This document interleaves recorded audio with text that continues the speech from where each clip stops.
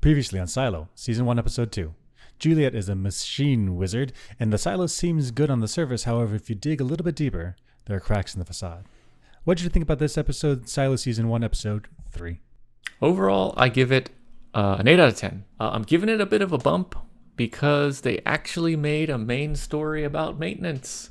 The main A storyline was them maintaining a steam turbine. Like, nice.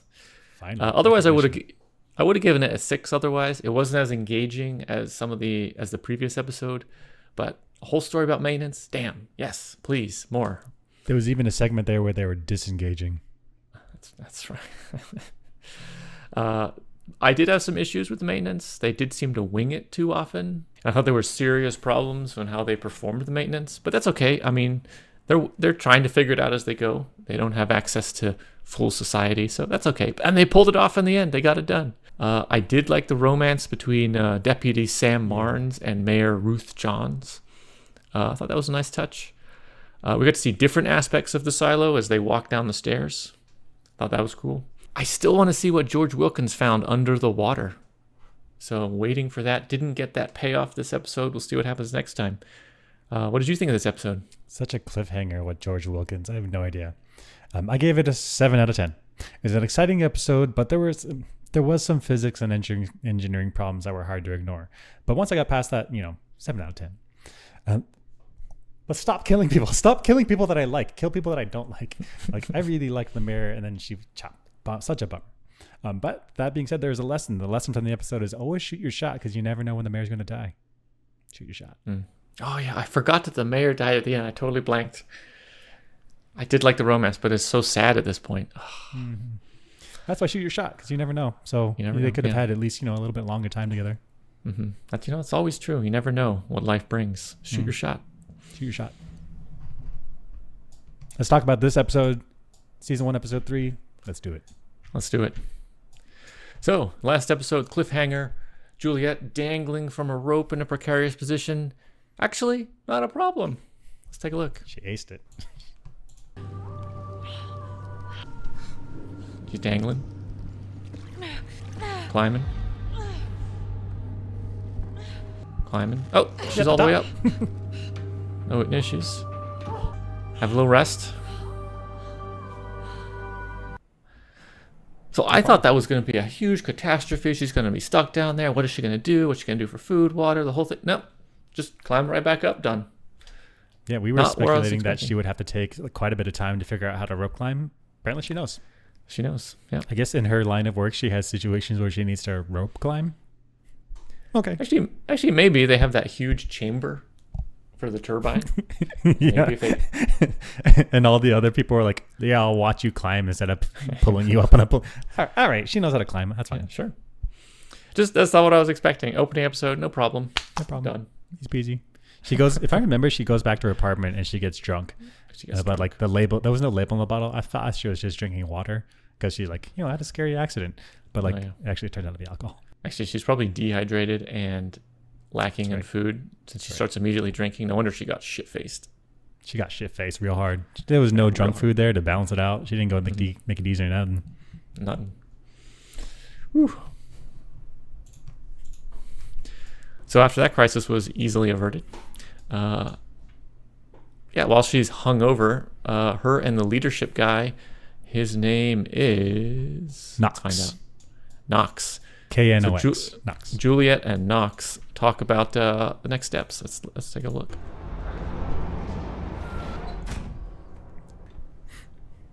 You want to tell me what's going on? You told Cooper to go in. Was I supposed to wait for you to show up? You know my rules. Your rules? Last I heard, I'm the head of mechanical, and you're my shadow. Only I go through the hatch. So you feel okay about decking Coop? Jules, he's your shadow. It's my job to make sure it's running. You showed up 2 hours late. We have to shut it down and make a real fix. Jules, I can't be the first guy in the history of the silo to shut the generator down. Better happen on our terms with a backup running than the rotor shattering. I'll tell you what, we'll have this discussion tomorrow when you're not hungover or still drunk. So I really liked his leadership because she's a really strong personality, really could be a problem for a team. And he comes at her, with some attitude and giving as good as he gets. And that's what she needs. And he's also defending his guy, her shadow. Like, don't hit him. What are you doing?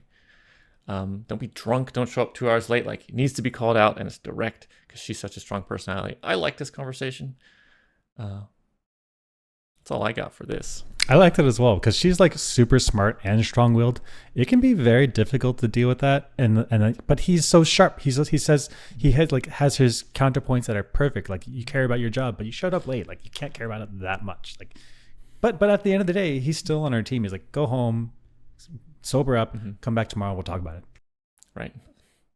And he also shows a little vulnerability. Like, he's worried about his leadership being seen as bad because he had to shut down the generator for the first time ever, apparently, as everyone knows. So he showed a little vulnerability as well. I mean, I think he knows how to handle his people. And he handsome. I'd follow him. I'd follow him. Yeah, absolutely. Yeah, heck yeah.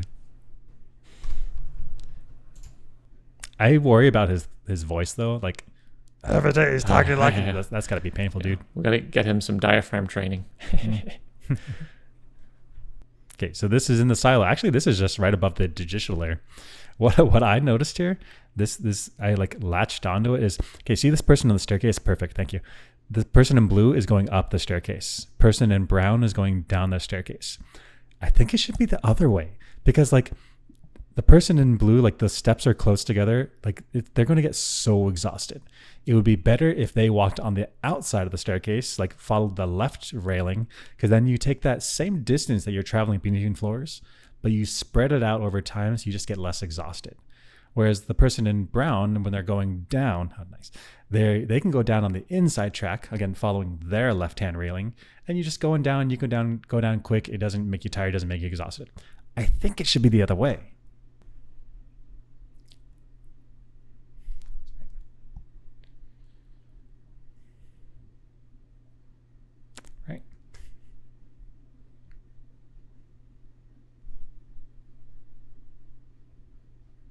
That's right. So that may be, I thought maybe this is like a holdover from like they're speaking English, like American English. So maybe this is just left over from culturally, like we stay on the right side railing.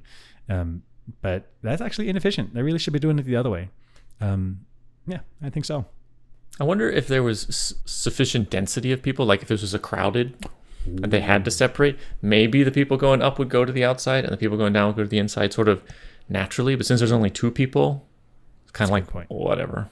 It could be that this person in blue was like, I climb the way I want to climb. And the person in brown is like, I'll step around you, Ryan. But maybe if there's enough people, they'll form their own patterns. And actually, it'll end up being what I suggested. So I guess we'll keep an eye out. Yeah, we need to keep an eye, especially at different densities of people. And maybe there could even be different levels of culture at different levels of the silo where the pedestrian rules are varying.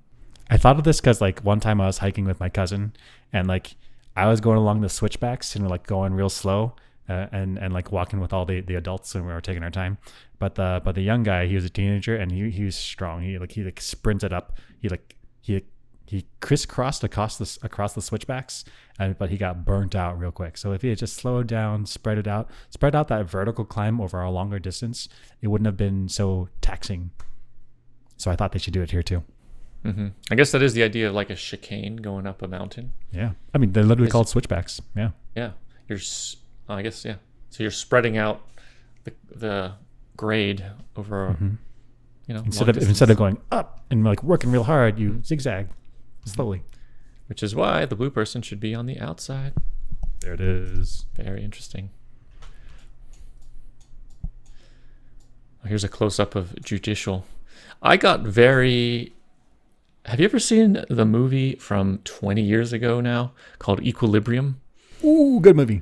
With the tetragrammaton and the gun kata and yeah. This gave me the feel of the tetragrammaton, like a secret police organization that like goes around and intimidates people and does extrajudicial justice, even though they are judicial. Yeah, that's right. I got Men in Black vibes. What? Oh, okay. That's a different feel. Different feel. Intimidating in a different way. Right. That's more like secretive. That's right. Whereas this is just right in front of your face. This is like in your face intimidation, respect me or back away. I do appreciate that they have proper door design. Like no one's going to be tripping over the corners. They do seem to think that they're very tall, but okay, whatever. They have guards on duty, and it's clearly labeled. There's no miscommunication. You know, they could work on their branding though. Get a little flower in the lapel. But if they do that, that's going to hurt their intimidation factor. Yeah. I'm saying you could be so intimidating because they're like, wow, they're so friendly, but actually, no, I'm a tough guy. Yeah, tough. That would be intimidating. Create cognitive dissonance in the people you're oppressing, so they don't know what to do. That's right.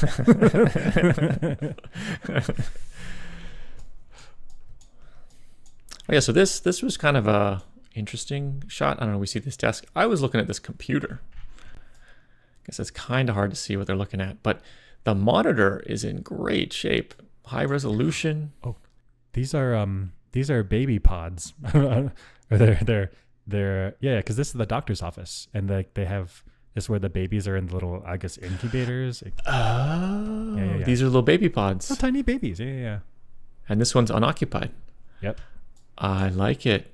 Interesting. So this must be various information on vitals and monitoring. Interesting. I like it. I made that. So this person, but you're right. I think you're right. Look at Seems this. good. Seems possible. Yeah. They don't have to wander around, like look at the individual outputs from each. I could look at a screen instead of looking at that living baby 10 feet from me. Yeah. I need the info right now. I can't get up to look at these babies. I mean, okay, it could be important. Like if one of these turned red and it started making a noise. That's right. That's going to be much clearer than if one of the babies is in trouble and you don't happen to be walking around at that moment. That's absolutely true. So, yeah, this computer could be networked. So it could call over a doctor from the neighboring neonatal place. Yeah, it makes a lot of sense, actually. Yeah. Good point. Good point. Not just laziness. Tape. You and I have brought up tape before in The Last of Us and other things. And they talked about tape. Here we go. She stole 4 boxes of H57 tape. She stole tape. Reserved for IT. Tape. Heat tape we use to prevent our servers from cooking. So I interpret this as the mayor is disconnected from the nuts and bolts of the silo, where she thinks tape is unimportant. But if it's like a critical infrastructure tape for heat and repairs and whatnot, and people are going around stealing it, you could have critical infrastructure breakdowns because of lack of tape. Like, no, this is important. And she took it without asking. That's right. He said it's for cooling down their computation systems. And so if those break, I don't think they have replaceables. So it's probably, I'm assuming, that it's probably easier to make a new tape than it is to build a new hard drive and new computers. In which case, like, that tape is precious. Can't mess around with it. Especially if it's difficult to manufacture, and so the pace at which it's manufactured is fairly slow. A single roll could be the difference between silo breaking down and not. Like, listen to the mayor's tone of voice. She stole 4 boxes of H57 tape. She stole tape. Reserved for IT. Heat tape we use to prevent our servers from cooking. I like the mayor, but I think her tone was incorrect there. But that's just me. I like the mayor, and I think the IT guy should enlist the help of the engineers down in the deep down to figure out water cooling. Don't use tape. That's true. What are you doing, dude? I mean, if they need an exchange of resources, various tools and tape or whatever, they should be coordinating better. In fact, they have a leader who should help facilitate that collaboration. The mayor. Yeah. But, okay. So cool. Tape. This is the same conversation. I was confused. The people in the silo seem to not have a lot of camaraderie, so that when things go down, like power goes down, there's a bureaucratic snafu, something, people are arming themselves to protect themselves. There's not a lot of cohesion in society. It's surprising. Yeah. Every hour the silo is without a sheriff, the probability of catastrophe increases by 1 point. Frightened citizens are arming themselves because they don't know who's going to protect them. Wait a minute. Every hour, the probability increases by 1 point. First of all, probability of anything in all of the maximum probability of anything is 1. So he's saying that there's probability that's like 200%, 300% that something bad's going to happen. I mean, it must mean his point system is not normalized to 1 or Maybe he 100%. Maybe he means points is in like points is also a percentage. Like when you do like the voting polls, like we're 4 points ahead or 4% ahead. Okay, still every hour that passes by, you get 1%. I mean, what happens after 100 hours? Like the guaranteed catastrophe, like guaranteed riot. Like what is this guy saying? I don't trust him as a department head. I think he should be removed. There, I said it. I mean, he does seem to be causing problems. Causing problems. And explaining probabilities in a unit system that is basically used internally to IT and not to the outside. So he needs to translate that for the mayor. But he does feel like a problem. Like he's a game player. Something not right He's a there. backstabber. Yeah. Backstabber, something not right. Something not right. Yeah. He's going to be a problem. He gonna be a problem. He going to be a problem. Gonna be a problem. Oh, yeah.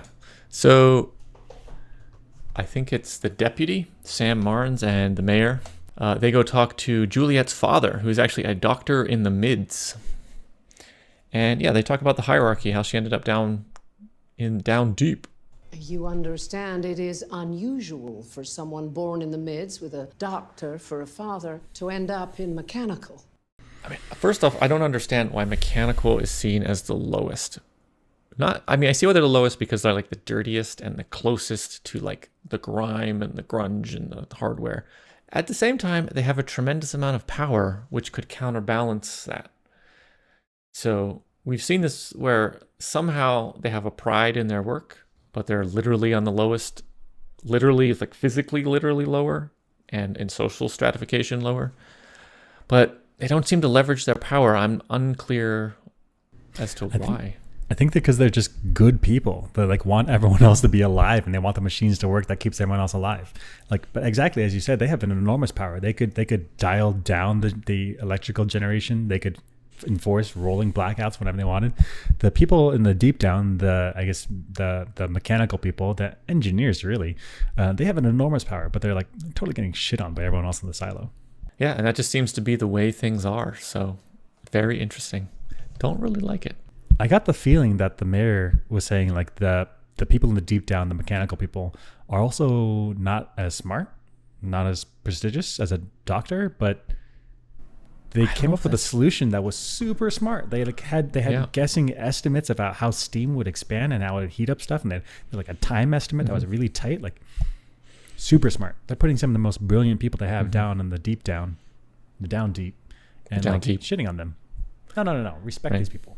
So I think it's a type of intellect that isn't respected in this silo society, but it requires a tremendous amount of like know-how and science and engineering and like molding this and like bringing it together to form a solution. Imagine if they had an entire generation that was like, I don't want to be working down there. Like they're just rolling the dice that things are going to work. Right. Maybe this will be a problem in the future. But kind of setting it up that IT guy and judicial, maybe down deep people are gonna, Butt heads. We'll see. Because they're butt heads. So this is his office, Juliet's father's office, and I was just looking. He's extremely well supplied. Look at this. True. We've got jars, probably of various fluids, solutions, and he's got his job security because none of those bottles are labeled, so only he knows what they are. Oh boy. As long as he doesn't mess it up, like I guess okay. Like, oh man, he's completely unreplaceable. But also like you need. Oh, I didn't even notice. You need safety labels. Like some things could be dangerous. Poisonous. Mishandled. It could be spill it. It could be really bad. So I don't know where the silo is, but I totally think about this because we're California based. But like earthquake, like all that glass is coming down. Oh, yep. Because there's been vibrations from even the machinery internally. That's right. And you wouldn't need a big old shake. You just need enough vibration to get things to walk. Yeah, they could just glass everywhere. And now what mixed labels. I don't fucking know. Like, the doctor's like, oh, that's a little bit of this and this. Yeah, we're good. Yo, that's terrible. Oh no. Okay, but he is fully stocked. Look at all this stuff. Yeah, look at all this stuff. Yeah, bandages. Are they got to be manufacturing things like this. These look like maybe like cotton balls and Q-tips and the various things you need in a doctor's office. Yeah. They got a nice bottle of isopropanol. I wonder, so in like Waterworld, which is like an old ass reference, but that like they would like take body parts of people because like it's still useful and like you don't have other resources. I wonder if they do this here because like when someone dies, do they like cut their hair and like weave it into something like, oh gosh, but like what do you do with dead bodies in the silo? I mean, if they're that resource constrained, it would be, you'd have to, I mean, how do you even dispose of bodies in the silo? Like, what do they do with them? Well, it's cremation. Okay, that's good. That'll work. Yeah. Yeah, But and we don't have that's to be monsters of like harvesting people. What are we doing? But I mean, you could create a culture where like harvesting a person is actually respecting their body because they're bringing giving their last resources back to society. Like it would take some work, but it's not necessarily disrespect in a resource constrained environment. Right. And I think it's Tibet, I think that does this, where they like live high up on mountains and bodies like don't decompose well. So their tradition is to chop it into bits and like throw it out for the vultures to eat. And it's like a return to nature. Like, I'm okay with that. Possibly. I mean, I think what some of it, like bones and fats and various things, could be quite useful in manufacturing and doing chemistry with some of this stuff. And if it's critical supplies for the next generation, absolutely, But please label. Imagine cooking your food in Kevin bacon grease. Gotcha. I silly but possible. Yes, okay. So the mayor is coming down with the temporary sheriff, and she comes and visits this floor in which the doctor lives on. And I noticed that all the people that live on this floor stopped right at this line. And I've only ever seen this behavior one time, and it's when dogs have like shock collars, so they know where the imaginary line is and where they need to stop. Is that going on here? Like, is that going on in the silo where like the people on the floors are restricted to their floors unless they're given permission to come up? And even actually, if you go back to the first picture, let's come back to this, but in the first picture, there's even like a danger sign. Like there's like a warning, like some type. I can't read what that text is. It's like do not reach and then something, but there's a danger sign. So there's something going on here. Can we go back to the last picture? Like when, go ahead. Yeah. Do you see, let's go to the last picture. I think we can see. Do you see shock collars? I think. I mean, it could be anklets, just like what's it called? Like house arrest things. Like it could be testiclets. Jesus. Yeah, I mean that would get me. That would get me to stop. That would work. Cross the line. I wouldn't cross the line ever. I would never cross the line. Yeah, and the mayor also like just walks right up to the line. Doesn't get them to like, no one, like I would expect the kids like, oh mayor, like run up and hug, but like they also know like stay back. Could it be some social thing where they're just like, don't cross the line when a mayor walks by?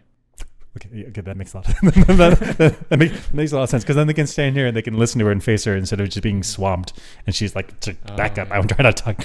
Okay, that makes more sense than shock collars. Actually, maybe in the past they didn't have these like social constraints on people moving, and there was like a crush or a swamp or a mob. Or heck, even just if somebody needs to come through, then it's not traffic jam in the walkway. Like they can just back. Okay.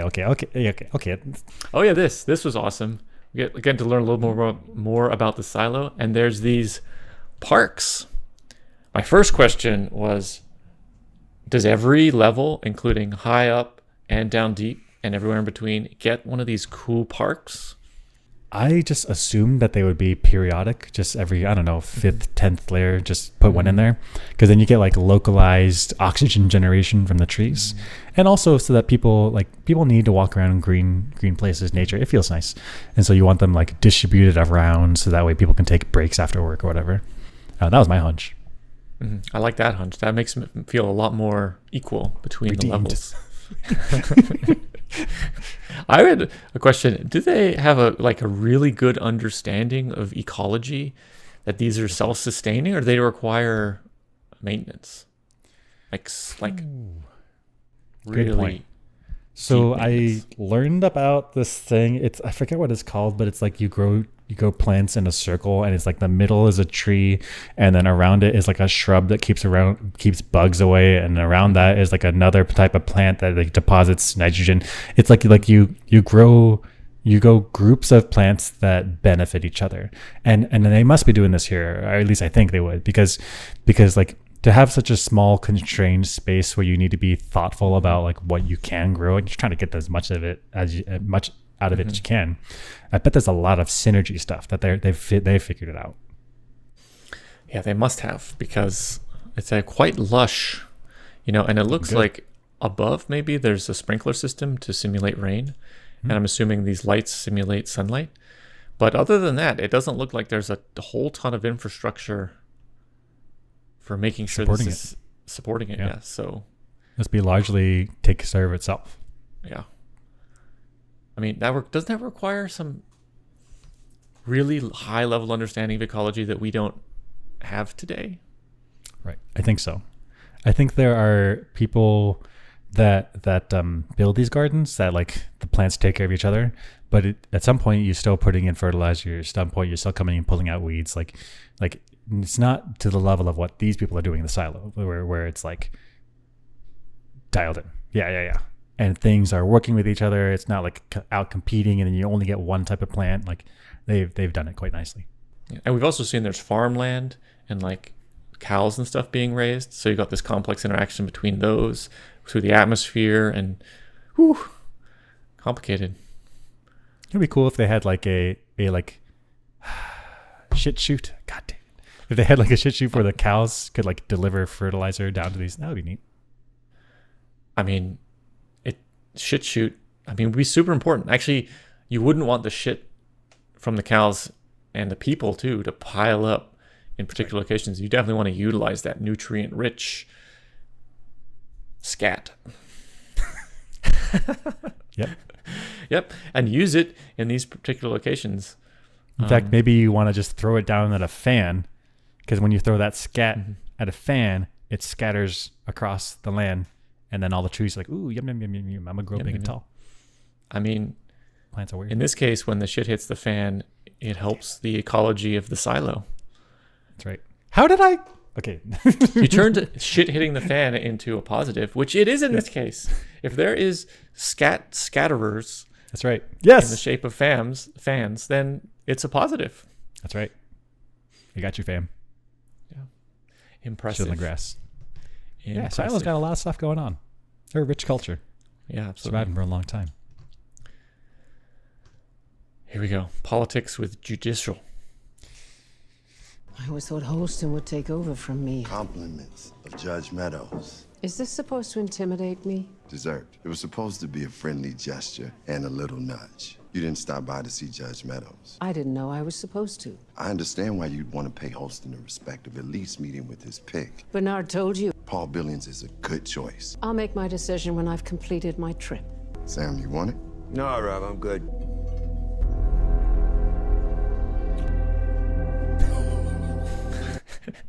So we're learning more about the interaction between judicial and like the mayor's office, and how mayor has like the official power and judicial has an extreme amount of influence, but they can't tell her what to do, but they're also intimidating to the populace. They also seem to have access to like scarce supplies like strawberries and desserts.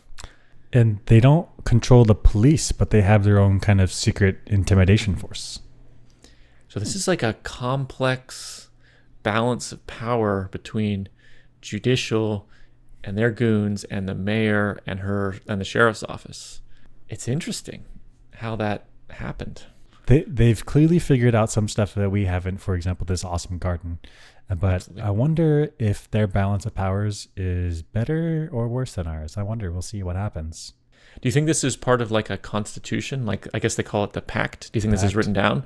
Or do you think this sort of like emerged as time went on, that judicial sort of got their role and the mayor's office got her role or his role, and it sort of emerged as this like checks and balances system?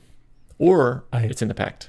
I suspect that it's in the pact in some form, but there's going to be leaders from time to time that'll power hungry and they'll push boundaries. And yeah, I mean, I guess in the pact it says that mayor chooses, but here the judiciary is trying to lean on her to get her to do something. So I wonder in the pact, what official power does judicial have? I guess it's like the court system. the title that could be judiciary, but then they actually could be something else. I have no idea. Right. Maybe that's what I was thinking. Maybe they started out as like the court system or the judiciary, but then over time evolved into The CIA, Yeah. Yeah, exactly. maybe. Possibly. Possibly. I liked the mayor, but I thought she was overstepping her authority or unspoken authority here. Let's watch. She's unsure. She's unsure. Where am I going? Guys, Madam Mayor. Everything all right? Yeah, it's all under control. You want us to come back later? Supposed to sound like that, is it? No, ma'am. So it annoyed me that she walked into this room and like walked into the front, putting pressure on everybody in there to do a good job without realizing like I'm causing ripples throughout the people here. Just with my presence, I need to take a step back and let them do their jobs. That's I was like, she's not quite sure what Interesting. effect she's having on the room. My take was this was don't say bad things about the mayor because she's a sweet lady. I want her to be my grandma. And I was like, oh, she's so astute. She immediately knows like something's not right here. Like it shouldn't sound like that. Like, great job, grandma. Because like certainly couldn't be coming in and be like, seems fine. Like I don't know. I'm not a machine person. But I do see, yeah, she totally got Knox to sweat a little bit there. Like, and he needs to be calm and level-headed and not pressured so that he can do his job right. Right. I guess she should come in. She could come in and be like, situational report, sit rep, and Sit like rep, yeah. just normal, not like Yeah. putting pressure on. Good Also, her timing is ridiculous. The steam turbine and the generator, whatever we're going to call it, has been working for years, decades, 100 years plus. And she walks in at the exact moment stuff is failing. And I she's mean, like, it's what's that basically noise? her first time ever there. And she's like, that's not right. That's not right. Grandma, you know? Goddamn. Wow. Yeah. I mean, it must be so like this grindy, nasty noise that to even a person who's never been there, it's like, something ain't right. That sounds like my car from high school. That can't be right. Well, it is right because it still runs. I'm not mad at the mayor, but I'm also the timing is like, but also No, but that's right. That's right. She needs to come in. It's this guy's environment. It's his area of expertise. She needs to slide in and be the mayor, be the authority, but also, like take into consideration that your down deep guy is gonna be apprehensive. He's gonna be nervous around you. Like you got a lot of power. Like how often does he get visited by the leader of the entire place? Like give him some space. I mean, he at least recognizes her by her face, but I guess that's because everybody does. Everybody But knows in the mayor. in yeah. person, it could be his first time. The highest boss in the land comes down to your workplace. Like shit. Oh, yeah. The president like rolls into my laboratory. I'm like, shit. Like, and And the president's like, is there something wrong here? fuck you, no. God damn. No. Let's listen to why engineering is the most important job in the silo. One of my duties as mayor is appointing the next sheriff. Post and Becker chose you. Sorry, what? No. Pardon? I don't want it. Hallelujah. Everyone thinks their job in the silo is the most important. Mine actually is. I mean, I don't think she's wrong. And if there's a single point of failure, it's possibly her, especially at this moment when the generator is struggling. There are lots of ways in which many people could die.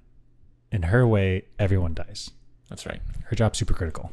Yeah. And in some respects, like the sheriff, right? They're getting by without a sheriff for a while. Yeah. A mayor, they could probably get by without a mayor until a new one's appointed.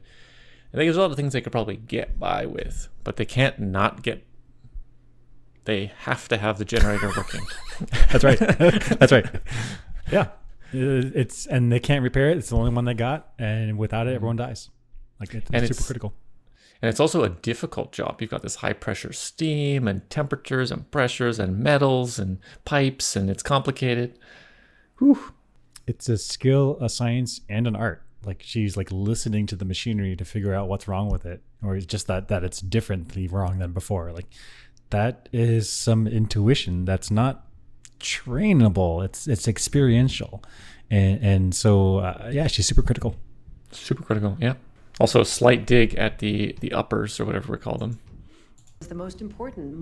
Their job in the silo. One thinks their job in the silo is the most important. Mine actually is. Boom. Boom. That's right. Don't shit on the engineers. Like, That's critical. right. That's critical, absolutely.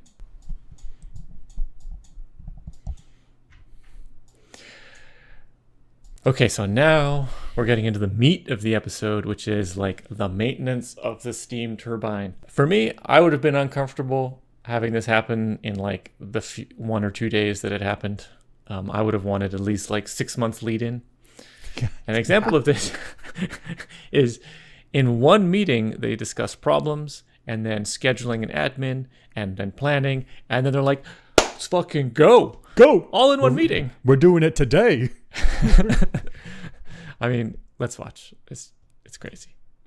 The steam comes in from way down deep. No one knows from where. All we know is that it comes up through this pipe, makes this bend, and goes straight up to the turbine. The founders were smart. They knew they couldn't control how the steam behaves, so they built in a safety. This is the containment chamber. It protects the turbine in case there's a sudden... Do we understand how this works? So she said the steam comes up here from unknown land, which, fair enough, they don't know where it comes from.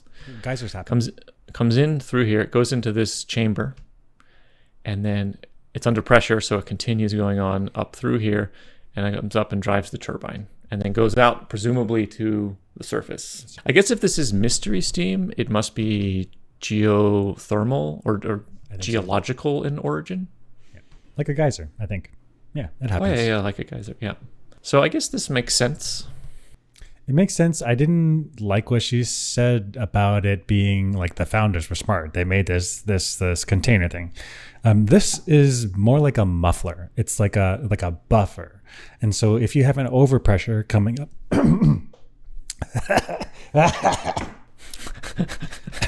okay, I'm back.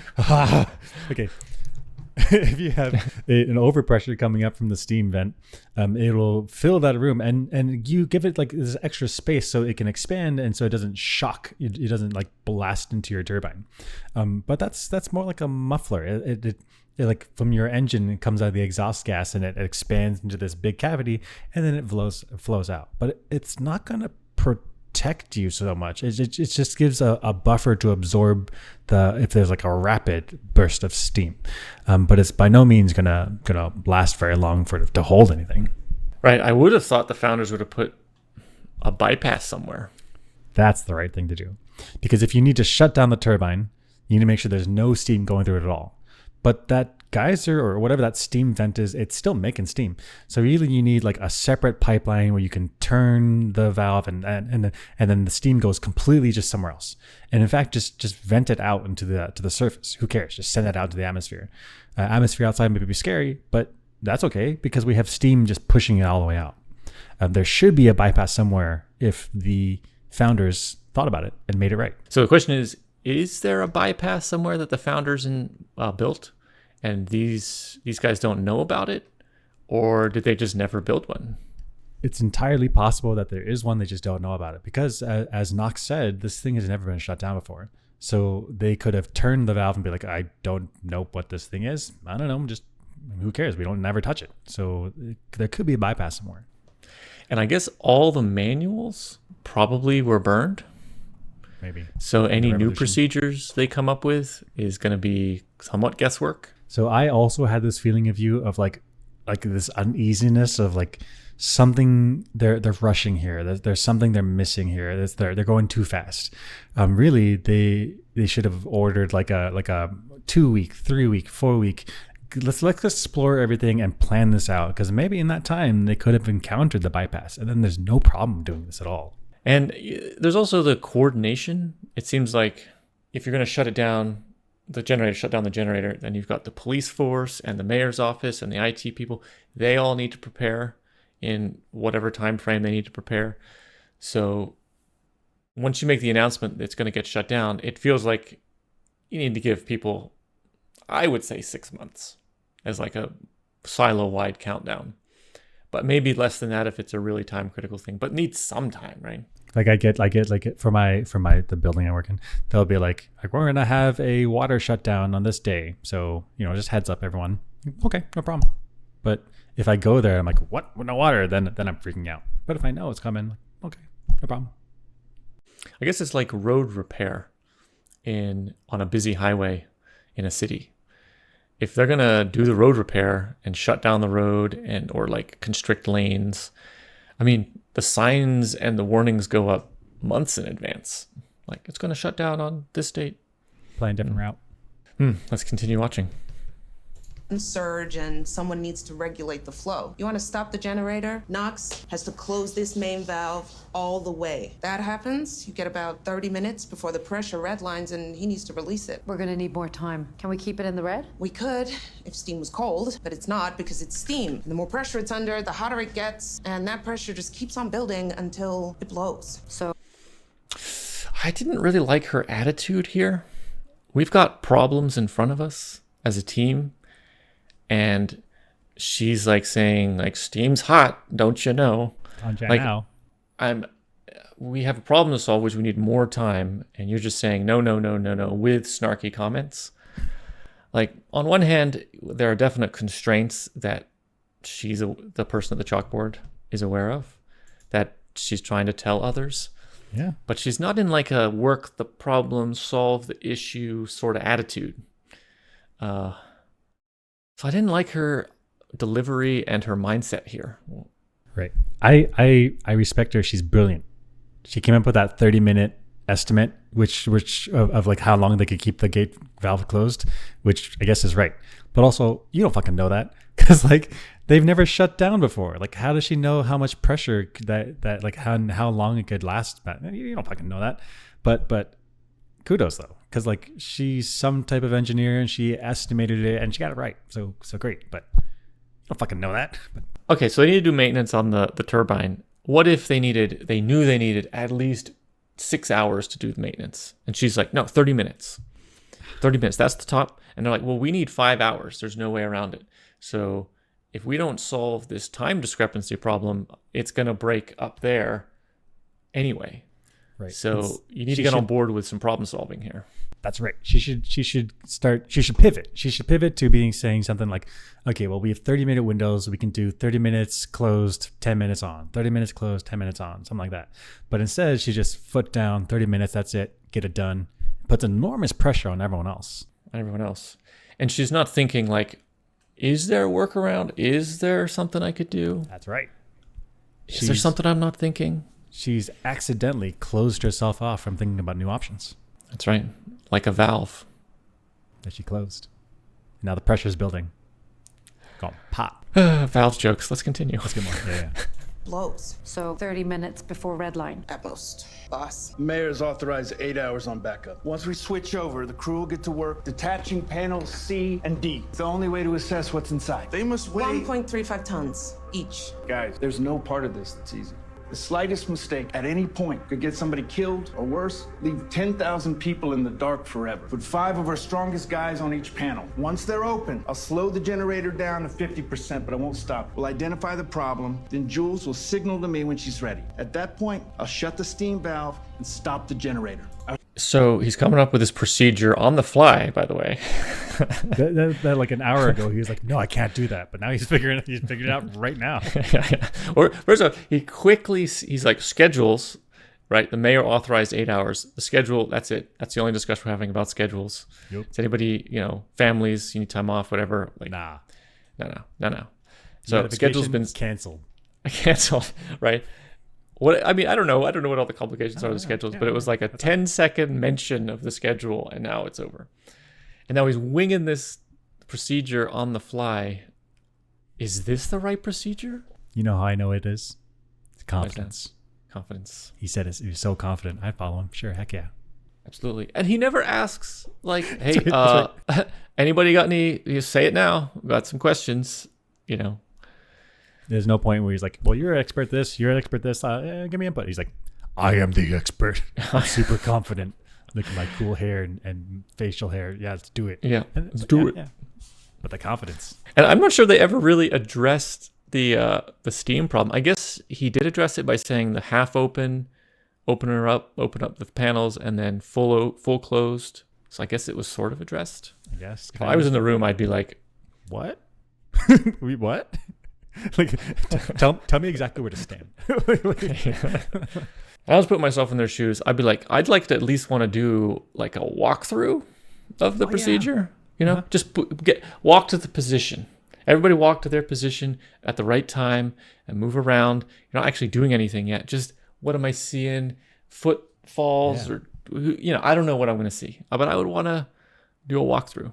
Back in my old football days, that's exactly what we did. We would like get in our positions and be like, hike, and then we would just walk through it calmly, and everyone saw what people are doing, and like, we wouldn't just go like full speed right away, do it now. Like, no. Like, take your time, get everyone coordinated, figure out what's going on, and then you do it. Right. And I guess here they don't have the time. They don't have the time. They got to go now. But we definitely couldn't have started at 11 p.m. No, you got to start at 10 p.m. Yeah, that's right. Which means we got 3 minutes to figure this out. Get it. All right, let's continue. Wait. They got 8 hours to do this. They're expecting 30 minutes to work on it, and they definitely cannot. They got to start right now. They could have started at 10:30. Right, that's right. They have half an hour. Sure. Why not delay another couple hours to iron out the wrinkles? If they know they only have a 30-minute window, they could have waited 7.5 hours and then just done it at the end. They could have talked about it for a while. I mean, they could even, if they really had to, push it past the mayor's schedule. And if the mayor says, you can't do that, and you've done it anyway. Excuse me, Mayor, you're breathing, right? Chill the fuck out. Yeah. Like, you have lights back on. She's like, the only thing she can do is order the engineering team to get it fixed, which is what you were going to do anyway. That's what I mean. They have a tremendous amount of power. Just because the mayor said, this is your window, they don't have to follow it. They can push back up the chain and be like, no, we need more time. We need to do this. We need to do this other thing. And the mayor says no, and the engineers are like, yes. And then the mayor's like, get it done. Sorry, Mayor. Yes. But you know what the mayor said? She said 8 hours. She said 8 hours. You know how she said it? Confidence. Signal to me when she's ready. At that point, I'll shut the steam valve and stop the generator. Our 30 minutes starts right then. Jules, who do you want up there with you? Let's get to it. Come on. I have myself in his shoes. I'm like, holy fuck, what have I signed up for? God. I'm 23. What? Yeah. Okay. Definitely look. That is the right time to look at your shoes. No eye contact. Yeah. What's that? I immediately like slap the guy next to me like, and you my back bub. We're going together. We're going together. I need something. Right? I mean, right? But he also steps up, gets it done. He gets it done. Yeah. Clutch. Whew, the constraints, high pressure maintenance. Getting it done. These people, for generations, no one has ever done this, and then these people get it done.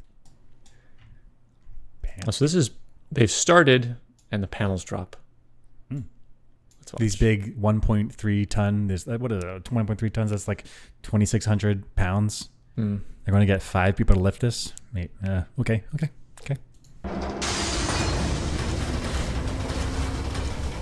Well, I was concerned about the shock. That's right. On these come-alongs, hinges? these pulleys. Pulleys? I don't know what to call these. Yeah. Just, oof. I mean, I'm assuming they look at them every once in a while. They look a little beat to shit, but the structure might be okay. Might be okay. But that's a lot of shock, a lot of impulse. Yeah. None of this like slight letdown, so it can hold the weight. If there's any kind of flaw, that crack is going to propagate. And I mean, I think what should have happened is you pull tension on the chains until you're actually supporting the doors with the chains, and then whatever pins there are. Can you circle the pins where they would be on the hinge? So you're talking about these pins? Yeah. So you pull there, and then the hinges that are actually connected to the door. Like actually to the door, like the latches, the things that pop. Yeah. Oh yeah, these pins. Once you've pulled tight enough, then those will be finger tight. You just pull them out because all the weight will be held by the chains. I think that's the way you pull tension. You support the door with the chains, and then it's a very smooth transition, not like this like drop and shock. And imagine if the chain broke, then it's like drop and it collapses on everyone, and you can't possibly pick it up again. Like. So if I can reiterate, these chains are supported by the people down on the platform because they're using some pulley system to support it together. Right. So you pull that tense, until essentially you're supporting the entire weight of the door. Right. Or what is this called? The panel? By Panel, itself, panel, just by the chains. Right. So all the tension is being fed through the chain and here.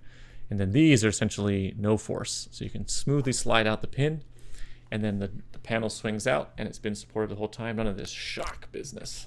Right. Because chains are strong. They can hold a lot of weight, but not against shock. Because that's when you're going to you're going to snap something. Right. And the force can spike up to well above the holding tension of the chain during a shock and then rock it back down. Let's watch again.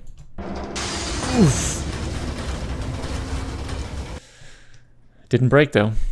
Right. They got lucky. In their post-game analysis after they do this, probably a lot of lessons learned. There's probably one of them be like, that was loud. That didn't feel safe. Let's not do that next time. Lessons learned are very difficult to do, actually, like in practice in science, because like if you get a failure, okay, you're going to learn something from that, and if you get a near miss, you hopefully learn from that, but you may not actually, because you may not realize it. Like, this is a near miss. This could have doomed the entire silo. If one of the panels came off, they have no way to put it back. But since it worked, they may not even realize it. That's right. Super difficult, right? Because it's a success, but risky, and you have to recognize like we could have done that better. They got lucky. It's hard to notice if you got lucky. Yeah. This is a lesson for life and everything. Confidence and shoot your shot. Yeah, just if you did it right the one time, then the probability of it going bad was 0 because you did it right. I did it right. That's right. The probability of failure when it's a success is 0. In Little League, I hit 1 home run. I just stopped from then on. Perfect success, 100%. Mm-hmm. Well, in Little League, I hit a home run once. And then from then on, I continue to hit home runs because I never failed after that. That's right. Goddamn, that's a good record. Once I did it right once, I never fail again. Okay, some serious friction. Let's take a look. Woo! That's shearing metal. So this is metal on metal. I see here. Yeah. I see here. I guess it's all throughout the ring. All four. Yeah, 6, I guess. Yeah. 6 posts. Yeah. That's great. That is a serious. They don't have much time to do this. I mean, if they had run the generator for basically at any point, it could have catastrophically failed. I've worked at three synchrotron facilities, and damage much smaller than this requires a 6-month shutdown. But they're going to get it done. They're real confident. They're going to get it done in 30 minutes. Mm-hmm. I mean, yeah, we've said maybe the tech isn't quite the tech that we have. So I think if this was a steam turbine as we know them, then this would be a catastrophic failure. It would probably require a full replacement of significant parts. But for this tech, it doesn't look like it's working the way we think of a normal steam turbine. Because it's true. It's spinning right now. There's no steam going through it. So it's kind of a different tech. Maybe this isn't catastrophic. Hard to say. But it doesn't look good. It looks like heat. Some ain't right there. Some ain't right. I guess, yeah. Phase change cooling. Oh, yeah. So phase change cooling. Oh, let's just watch it. Yeah, send it. Watch it first. Take send over. it. Keep working. Going down. Zip. Jules, the only way to cool it down. You're going in there? She doesn't even say anything.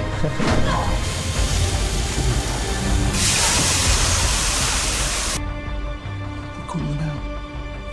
So smart. Juliet's so smart.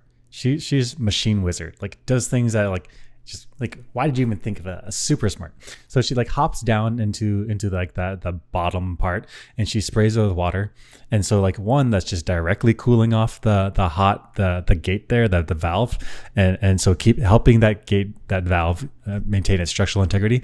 Also, but she's by spraying that hot metal disc with water, you can utilize the enthalpy, utilize the heat of vaporization.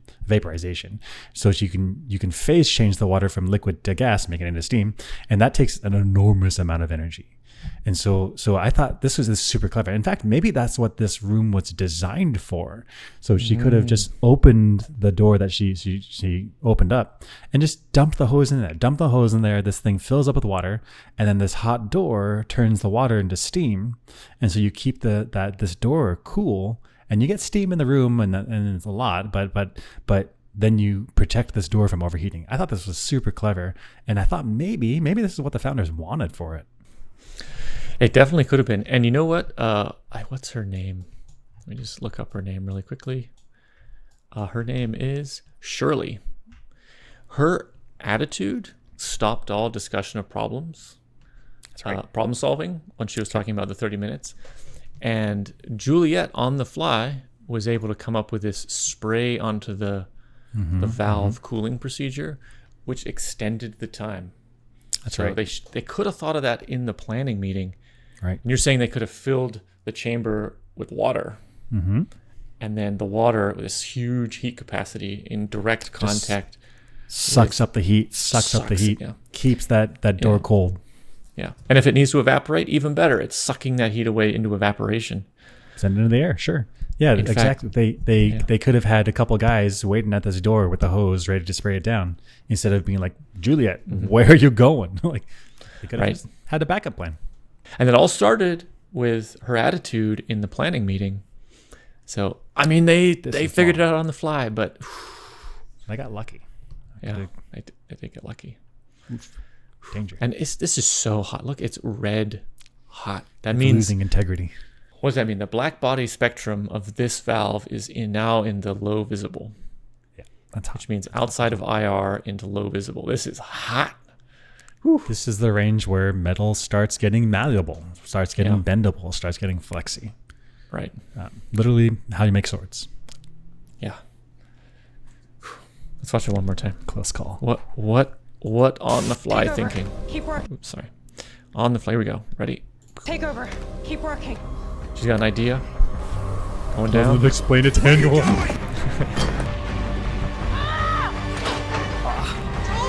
only way to cool it down. You're going in there?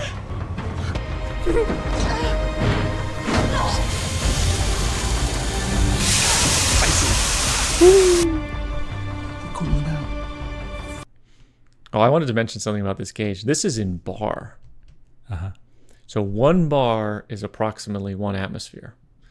This gauge pegs off at 250 bar. That's 250 times atmospheric pressure. Holy shit! Like, whoa! That will crush a human, like, instantly. Right, and the failure for that would be absolutely catastrophic. That if it popped off, that might kill everyone in the silo, because you get this compression wave that would reverberate through the place. That's right. Crush. And I mean, the fact that it never failed and it was holding that pressure back on that door. Oof. I mean, it's 14.4 pounds per square inch. That door is like 1 meter by 1 meter, maybe. Now I'm mixing units. God damn it. Yeah, it's hard. Yeah. But you go up to 250. So 250 times 14 pounds per square inch. I mean, it's like many, many, many tons on that valve door. Right. Woo. And it heated up. And when metals heat up and cool down, they don't assemble themselves in the same way. So this door in the future may be already structurally compromised. That's true. That may be a useless valve now. One-time use because they didn't do it right. Right. No, but they got it. They lived. Yeah, I was even noticing, because they never discussed it, she had to struggle to open this valve. That may have been impossible. That could have been the limit. If she couldn't muscle it out, they could have had a couple people there, someone to help her. They could have got a wrench, some leverage. They could have had someone there with like gloves on and mask on so it resist the heat. But I mean, it worked. But right, because that valve could also be hot to the touch. That's right. So because this is connected to the steam room. That's right. Yeah, that's right. They got it done. They got it done. Everyone made it home. I mean. It was seat edge of my seat the whole time. Touch and go. Okay, so this is the very end of the maintenance, just before the thing turns back on, And there's a blowout that doesn't catastrophically blow out. I mean, they are on the edge of absolutely ruining the silo. 250.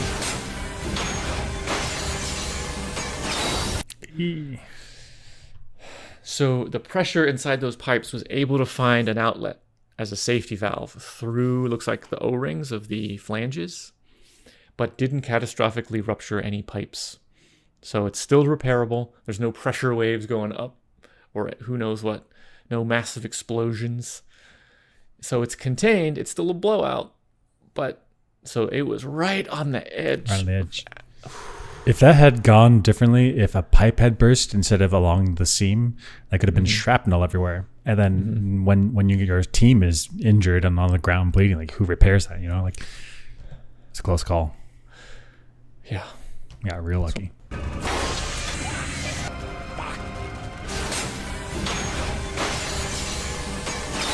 So lucky. In fact, was that shrapnel at the beginning? Like, yep. Ricocheted exactly off next to nearby Shirley's head. Yep. Right there. Yep. Shrapnel.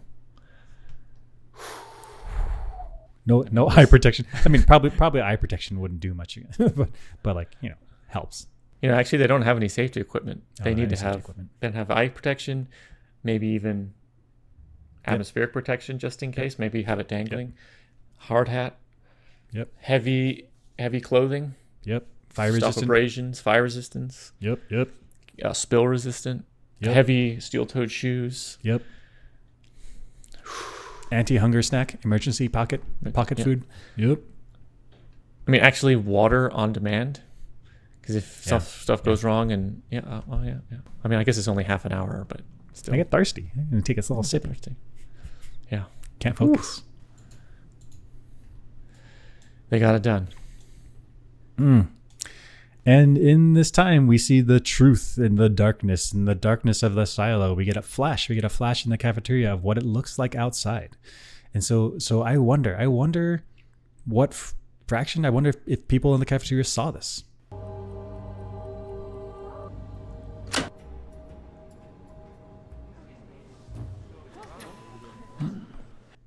Right there for, I don't know, 200 milliseconds, you get a flash of, wow, really good scanning there. Yeah, you get a flash of what it looks like on the outside, what it actually is. And so I guess the people in this room don't know, and some of them are cowering, looking at each other. Somebody probably was looking at the screen. And so I wonder what will happen in the next episode when people start questioning what is going on here. I didn't notice this, but we talked about how maybe, so when the power went out, the filtering computer or software shut down just before the camera shut down. Gave this window of time where the raw feed from outside showed through, and it's green and blue skies. And so that could really destabilize the silo society, because they have to have this fear, which is keeping them all underground. But if they think that outside might be okay, that could be some serious civil unrest. And I think that's why the IT guy was so angry, because he wasn't like prepared for the shutdown, and so then he potentially got exposed here. So you think the IT guy knows the outside is green and lush, and he's putting on the filter to make everything look like it's dead, because that's what the society needs to stay contained and stable how it is, even though they're all effectively imprisoned. Do you think judicial's in on it? They know too? Hard to say. They could be good actors, like they could be like doing the right thing based on what they believe, and they actually believe outside is dangerous. They also could just be power hungry, and like you can't let people go outside because then judiciary wouldn't have control over them anymore. I don't know at this point. I would imagine if anybody knows in IT, judicial, or even the mayor's office, it's only a select handful near the top who know. Yeah. And maybe a highly trusted software technician, IT person who maintains the software and that particular server. I mean, heck, if I was the IT guy, I would train my technician guy working in IT, my underling. I would tell them that they're doing something else. So they're like, I'm doing a good job, I'm doing this, but they're actually doing something else that I control. So it really could just be a very few people at the top. And in fact, we see it's not the mayor either. Mayor doesn't know about this. Yeah, mayor probably doesn't know. But there would have to be at least one technical person who would be brought into the higher up group who would know, because you have to have somebody maintaining the server, right? Right. You have them maintain the server, but you tell them it's doing something else. And so they don't even realize that this thing is making a filter on the outside world. So I was thinking, would it be better for the higher ups to keep it secret from that worker, or rope that worker into the group and just vet that worker extremely carefully? So then they know exactly what's happening, and then they can really adjust to problems as they come. Guess it depends on how much you trust that one worker. If you can trust him to keep it secret, then okay, yeah. Because then an employee that knows what the situation is can make the best decisions, and so they can be the best employee. But if you tell an employee an upper level management secret that they then like disseminate to everyone else, that could be real bad. There is turnover in leadership. So if the IT guy knows, I mean, he wasn't originally the IT guy. There had to be some power transfer from one IT guy to the next, or one judicial guy to the next. How they vetted down the line, I don't know. You convince me, because if the IT guy dies, then who continues to do this? Like that's a single point of failure. So I guess I'm imagining similar to how the sheriff chooses their replacement. The IT guy chooses their replacement and lets him in on the secret. So then if the IT guy dies, then the second person comes in and they immediately are able to take over, keep this thing running. And it's up to them to get a new replacement. So the fact that this was shown accidentally means secret isn't quite out. I feel like leadership could gaslight the population and be like, you didn't see that. No, that's not what you saw. It was, right. No. And when the power comes back on, the screen goes back to like desolate, dead outside. So you could gaslight the people. Just a group hallucination, it's stressful times, stuff's everything dark, super weird. It's scary. You may see things. Potentially, though, this could be the moment that destabilizes the silo. I went back and watched the scene, and some people are like cowering because it's scary, and they're like looking at their loved ones. But if you're sitting in a circle, somebody's pointing the right way. So I wonder what fraction of people saw it. Right, because if you're talking to your buddy, screen's behind you, and he's like, "Did you see it?" You're like, too late. You missed it." But they saw it. I swear I saw it. Like, no, you didn't see anything, dude. Maybe. I don't know. This is exciting. We'll see what happens in the next episode. And we still have what the hell was in the water in the tunnel that George Wilkins found. We still don't know. Yeah, lots coming up. So, next episode, Juliet's going to be sheriff. Still not quite sure why she decided to do it. She saw truth on the sheriff's badge. That's right. So the deputy, he's like, there's something scratched into the back of the badge. Like, it just says truth. Like, you just say he scratched truth into the back of the badge. Like, does that mean that the deputy on the deep down, like, he can't read? Oh yeah. He's like, something scratched, but it clearly says truth. Mm-hmm. That's true. And also, Holston said, like, you'll know it when you see it. I'll send a signal. That was truth. That's a subtle know it when you see it situation. Right. It's not here's a whole badge. So my concern with this is, I think if I was right, the mayor, right before she dies, she signs Juliet's contract to say, like, you're the new sheriff. But then she dies, and the only witness is the acting sheriff. Mm-hmm. And so will judicial come in and be like, no, we don't accept that. That could be a real power battle about to happen. Right. And they could just muscle in and say, nope. In fact, the only witness is the person that's also at the scene of the murder. So, like, that's right. So can't be trusted. He could get thrown under the bus. He could be made to walk, and then judicial has all the power. Mm-hmm. So was it a murder or was it suicide? I don't know. I kind of got end of life vibes from her throughout the episode of, like, I'm ready to go. I'm making decisions. Although she was kind of setting up a life with Deputy Barnes. Deputy Barnes, yeah. But she was also kind of accepting that the end is coming. I don't know. I'm not sure. So we're not sure if it's a murder or suicide. I said it in terms of murder because if I was judiciary and I came in, I'd be like, this is murder. and Deputy Sheriff, you're out. Like that's how I would paint it, to make the only witness of Juliet being the sheriff. I want her out. It means I want the sheriff out, which means so that I can put in my person. Judicial is going to just say whatever they need to say to get their guy in, probably. Yeah. And coming up, what's the repercussions of these people seeing the glimpse of the green, blue sky surface world? Just a momentary flicker, but somebody has to have seen that. See what they do.